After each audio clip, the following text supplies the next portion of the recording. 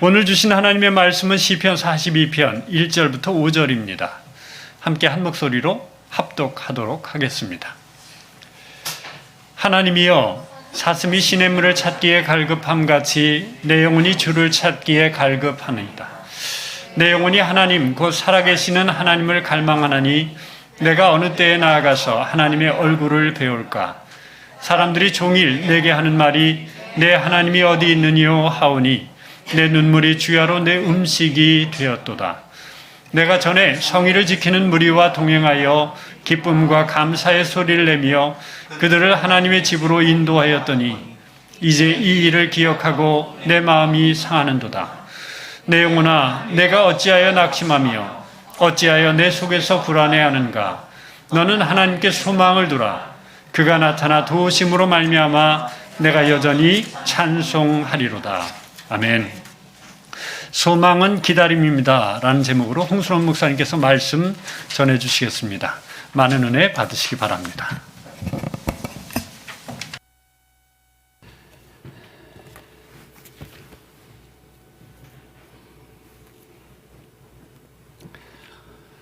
이 시간 하나님의 소망이 여러분의 영혼과 또한 여러분의 가정과 또 여러분의 교회 가운데 충만히 경험되기를 간절히 축원합니다.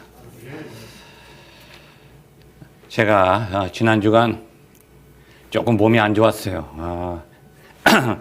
일기예보가 이제 비가 오지 않는다고 그랬는데 그냥 나갔다가 비를 쫄딱 맞았는데 비를 좀 맞았어요. 그런데 비가 내린 이후에 갑자기 기온이 급격하게 떨어져가지고 그러니까 그 전날의 기온보다 한 20도가 떨어지는 거예요. 이건 있을 수 없는 기상이변인데 그래서 좀 이게 심장 속에 있는 스텐트가 조금 얼어가지고 좀 이제 몸이 좀 다운됐었는데 그때 제가 느낀 것이 무엇인가 하면 이거 인간은 미래를 알 수 없구나. 내일 하루를 예측할 수 없구나. 현재 있는 모든 것들을 동원해도 그 하루 앞에 그 일기예보조차도 전혀 예측할 수 없을 정도로 세상이 움직이는데 이게 더군다나 현재 있는 것들이 만들어가는 미래도 우리가 예측할 수 없지만 전혀 예측할 수 없는 상상도 할 수 없는 미래가 우리를 다가올 때 우리는 그것을 전혀 준비할 수도 없고 예측할 수도 없는 것이죠.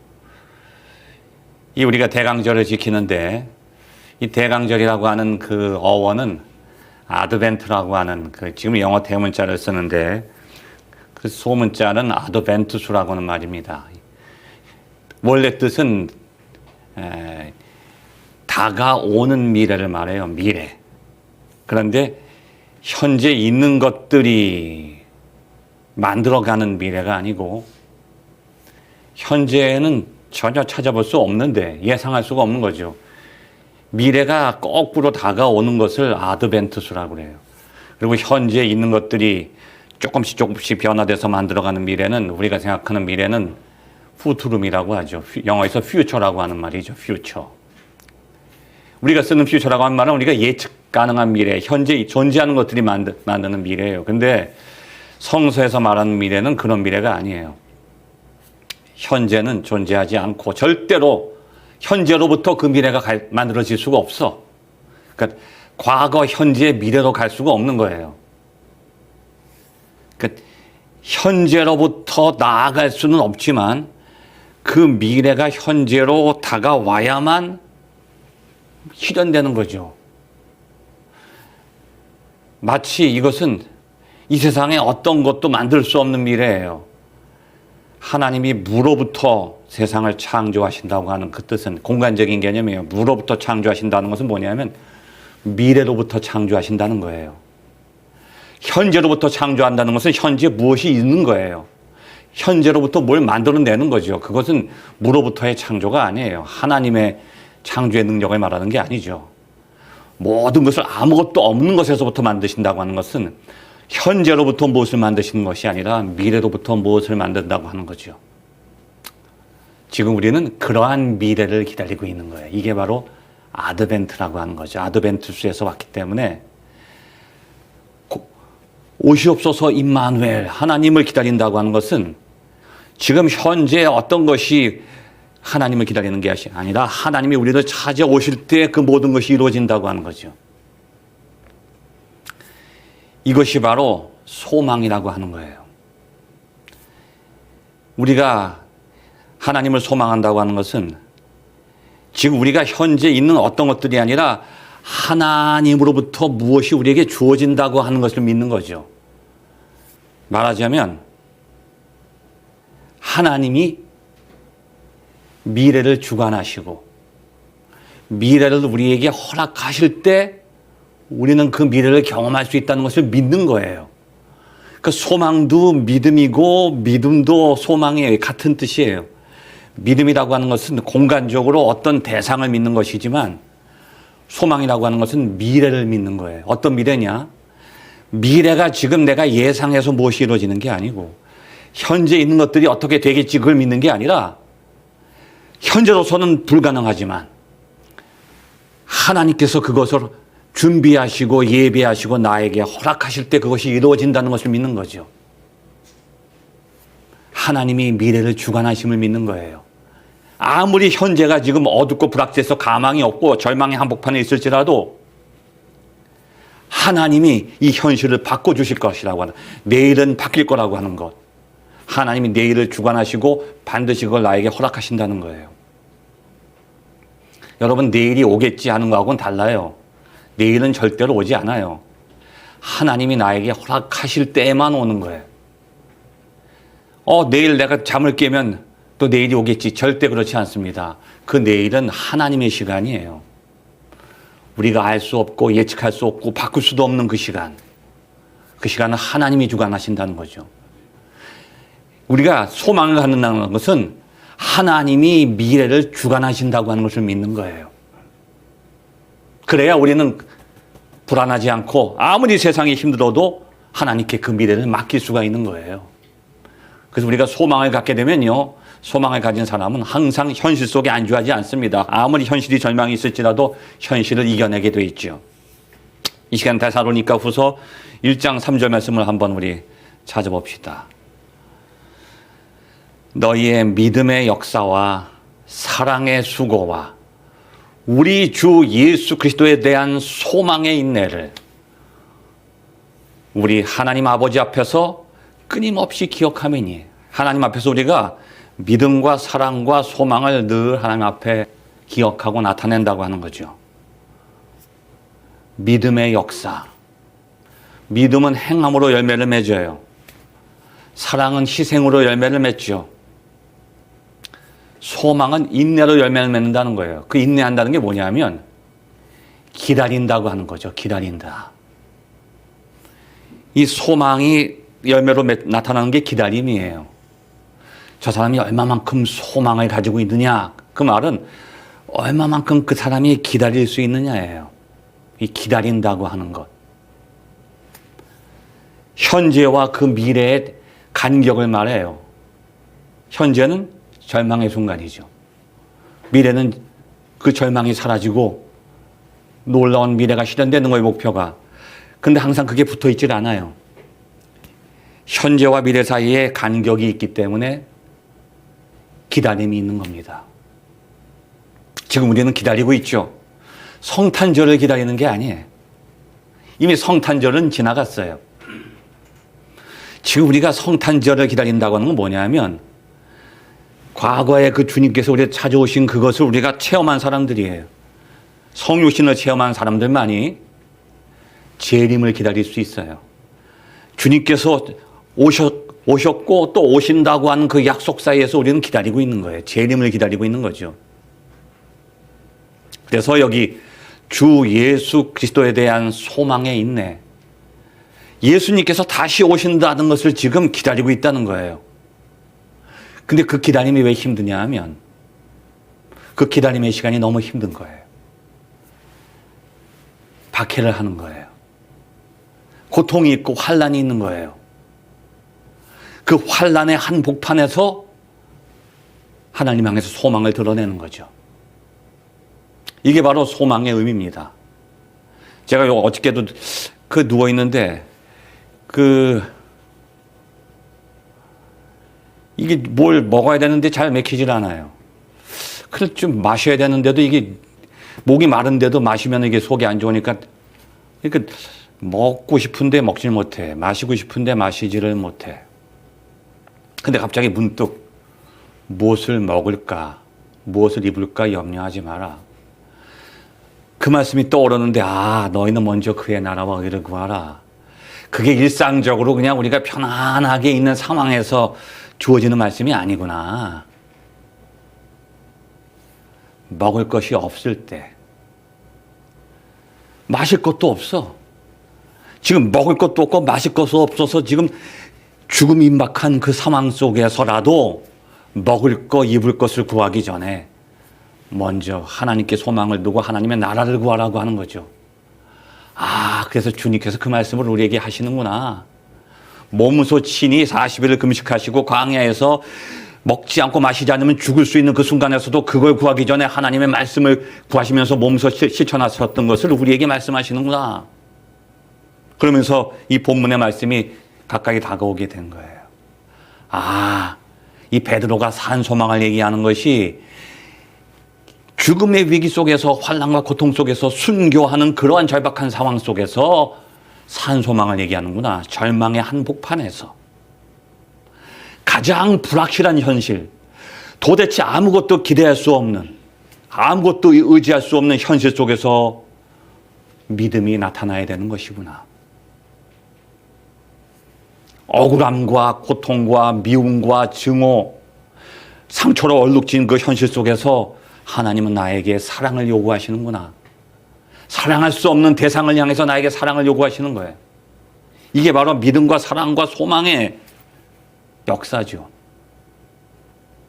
아직 약속이 성취되지 않았어요. 기다림의 시간이 있는 거야. 근데 그 기다림이 너무 길어. 그래서 인내가 필요한 거예요. 소망이 있어야만 그 기다림을 채울 수 있다는 거죠. 아주 귀한 거예요. 그래서 믿음과 사랑과 소망은 우리가 이 세상에 살면서 이 현실을 넉넉히 이길 수 있도록 하나님께서 허락하신 하나님의 최고의 선물이에요. 이 세 가지가 항상 있다는 거예요. 항상 있다는 말은 함께 있다는 거예요. 그 항상이라고 하는 말 원문에 보면 함께 남아있다고 써 있어요. 함께 남아있는 거예요. 다 사라져버려. 다 무너져버려. 근데 이 셋은 무너지지 않아. 근데 서로 함께 있단 말이에요. 믿음이 사랑이고 사랑이 소망이고 소망이 이게 서로 이게 같은 모습이라는 거죠. 우리가 믿음을 가지고 있어야 소망을 또 유지할 수가 있는 거예요. 또 사랑이 없으면 믿음과 소망도 무너질 수밖에 없다고 하는 거죠. 오늘 본문의 말씀은 절망의 한복판에서 하나님 제망에서 울려 퍼지는 이건 부르짖음이기도 하지만 감사의 찬양이기도 하죠. 고라자손이 썼다고도 하지만 여긴 본문에 보면 아마 이 다윗 왕이 썼다고 하는 그런 주장들이 더 강하게 다가오는 것은 여기 4절에도 보면 많은 사람들을 성전으로 인도해요. 그러니까 성전의 지도자 내지는 국가의 지도자를 가리키죠. 내가 전에 성의를 지키는 무리와 동행해서 감사의 찬양을 부르고 성전으로 쫙 인도했어요. 근데 지금 그걸 생각했더니 절망의 한복판에선 마음이 상하게 되는 거죠.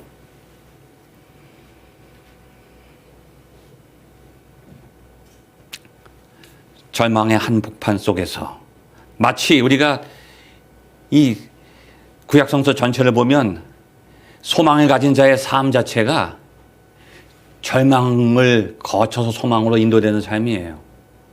기다림의 시간이 긴 거죠. 여러분 그 노아의 이야기를 보면 120년 동안을 기다렸단 말이에요. 120년 동안을 물가에서 기다리면 그래도 언젠가는 또 배를 띄우겠지 하는 거예요. 물 옆에 있으면 물이 조금만 넘치면 이제 물을 띄우겠지. 그런데 그 성서 고고학을 하는 사람들의 기록에 보면 그 이스라엘 역사에 있어서 수십 년 동안 비가 오지 않았던 역사가 있다는 거죠. 지금도 이스라엘은 건기가 되면 비가 내리지 않으면 강물도 말라버려요. 강물도 마른 상태에서는 애타게 사슴처럼 물을 찾게 돼 있죠. 근데 노아 이야기도 보면 물이 아니라 산 꼭대기에서 거의 120년 동안 비가 오지 않았다. 이건 점점 절망이 나에게 다가오는 긴 시간이죠. 그 기다림의 시간이 긴 거예요. 근데 그 기다림의 긴 시간은 이길 수 있는 것은 하나님의 말씀을 붙드는 소망이죠. 하나님 말씀에 순종하고 노아는 바보처럼 손가락질을 받으면서 기다렸던 거예요. 아브라함은 75세 이미 다 끝나버렸어요. 이제 아이를 낳을 수가 없어요. 아이를 낳을 수 없는 상태에서 너에게 아들을 준다고 하는 그 말씀을 붙잡는 거죠. 소망이라고 하는 것은 하나님의 말씀을 붙들 때 하나님께로부터 주어지는 놀라운 은사예요. 내가 소망을 가질 수가 없죠. 왜냐하면 소망은 막연히 무엇을 바라는 것이 아니라 목표가 정확한 거예요. 뚜렷한 거예요. 반드시 하나님 말씀이 이루어진다고 하는 것을 믿는 것이죠. 그 말씀을 붙들 때 비로소 나는 소망을 가질 수 있고 인내할 수 있는 거죠. 그래서 아브라함은 25년을 기다린 거예요. 또 그 후손 가운데 누가 오래 기다렸던 사람이 있을까요? 요셉이 있어요. 요셉은 13년을 기다렸어요. 하나님이 자신의 주신 그 꿈을 믿고 자기가 노예에서부터 벗어날 수 있지만 하나님이 자신을 일으켜 세우실 때까지 자기의 힘으로 노예의 자리를 그 상황을 벗어나려고 하지 않은 거야. 이게 참 훌륭한 거예요. 나의 힘으로 분명히 이 절망의 상황을 벗어날 수가 있어. 그래도 하나님이 나에게 역사하고 나를 거기서부터 벗어나게 하실 때까지 나는 또 참고 기다리는 거지. 이게 소망하는 자의 힘이죠. 그래서 13년 동안을 아마 요셉이 자신의 꾀를 가지고 또 그 자신의 주인의 아내의 그 유혹을 뿌리시지 않고 거기에 딱 응했으면 거기서 벗어날 수 있었을지도 몰라요. 그러나 끝까지 13년 동안을 참고 기다렸죠. 이스라엘 백성들은 광야에서 하루 앞을 알 수가 없어요. 하루의 삶을 기약할 수 없는, 당장 내일 먹을 것이 없어요. 그런데 하나님께서는 하루하루의 삶 속에서 40년을 기다리게 하십니다. 그 기다림의 시간이 지날 때 우리는 하나님의 약속을 경험하게 되는 것이죠. 그래서 여러분, 항상 우리는 소망을 가지고 기다려야 돼요. 어떻게 했냐면 42편 1절 말씀 그런 말씀이 있죠. 사슴이 시냇물을 찰기에 갈급함같이 갈급하다 두 번 나오죠. 이 갈급하다고 하는 말이 구약에서는 전혀 나타나지 않아요. 여기서만 나타나요. 그리고 또 한 군데 나타나는 곳은 요엘이라고는 요엘서 1장 20절에만 나타나요. 이 아라그라고 하는 말은 아무 때나 쓰는 게 아니에요. 내가 목숨을 내려놓고 간절히 부르짖는다고 하는 뜻이란 게 있어요. 내가 내 생명을 바쳐서 부르짖는다 하는 말을 쓸 때 여기서 갈급하다고 그러죠. 이제 사슴이 죽음이 임박한 거예요. 시냇물을 찾아 헤매다 더 이상 시냇물을 마실 수가 없어. 이제 마지막으로 내 목숨을 내려놓고 하나님께 부르짖는 겁니다. 하나님, 이제 난 여기서 죽습니다. 그런 마음으로 간절히 하나님 앞에 부르짖고 있는 거죠. 근데 그 모습을 볼 때 사람들이 너 하나님 어디 있느냐? 네가 그렇게 기다려도 응답이 없다는 거예요. 노아를 향해서도 사람들이 손가락질했던 얘기고 모세를 향해서도 백성들이 손가락질하면서 했던 얘기가 그 얘기입니다. 내 눈물이 주야로 내 음식이 되었도다. 여러분, 우리 사람은 물이 없으면 죽습니다. 물을 한 10일 이상 먹지 않으면 죽어요. 우리 육체는 그렇죠.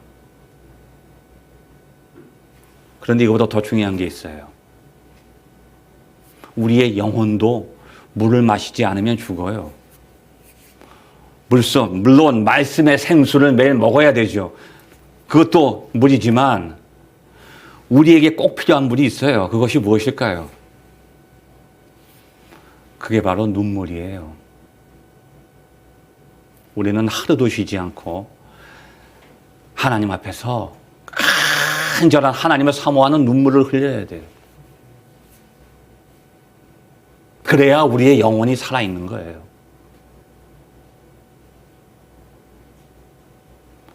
하나님이 우리에게 눈물을 주신 이유는 하나님 앞에서 늘 애통하면 우리의 죄를 회개하고 또 하나님께 구하는 것을 간절히 하나님을 사모하는 마음으로 소망하는 마음으로 하나님 앞에 눈물을 흘릴 때 하나님께서는 그 눈물을 병에 담으시는 거예요. 우리의 눈물을 병에 담으세요. 그리고 우리의 눈물의 병이 그게 채워질 때까지 하나님이 기다리시는 거예요. 그 기다림이 있어야 그때 비로소 하나님의 약속이 성취되고요. 하나님의 축복이 실현되는 거예요. 그냥 저절로 하나님께서 약속하신 것이 저절로 이루어지는 게 아닙니다. 그 기다림의 시간이 있고요. 눈물의 시간이 있는 거예요. 그래서 내 영혼이 나의 하나님을 향한 눈물로 매일 내가 그 음식을 먹은 거예요. 내가 그 눈물이 헛된 게 아닙니다, 여러분. 사람 앞에서 흘리는 눈물은 헛된 거예요, 여러분. 내 스스로 내 앞에서 흘리는 눈물도 헛된 거예요. 근데 우리는 늘 우리 앞에서 후회하고 절망하고 불안해하면서 낙심하면서 쓸데없는 눈물을 흘리는 거예요. 그런데 하나님 앞에서 흘리는 눈물은요, 결코 헛되지 않아요. 하나님이 그 눈물을 기억하시기 때문에. 그래서 그러한 하나님 앞에서 눈물로 기도하면서 소망하는 마음으로 그 말씀을 붙잡고 기다릴 때 놀라운 반전이 일어납니다. 여기 4절부터 5절 보면 4절까지는 내 마음이 상하는도다. 그런데 4절에서 5절로 이게 극적인 반전이 나타나요. 내 영혼아, 네가 어찌해서 낙심하며 어찌해서 불안해하느냐. 하나님께 소망을 두라. 그가 나타나 도우심으로 내가 여전히 찬송하리로다. 그 불안한 마음이 사라지고 상한 마음이 사라지고 하나님 향한 찬송이 울려 퍼지는 거예요.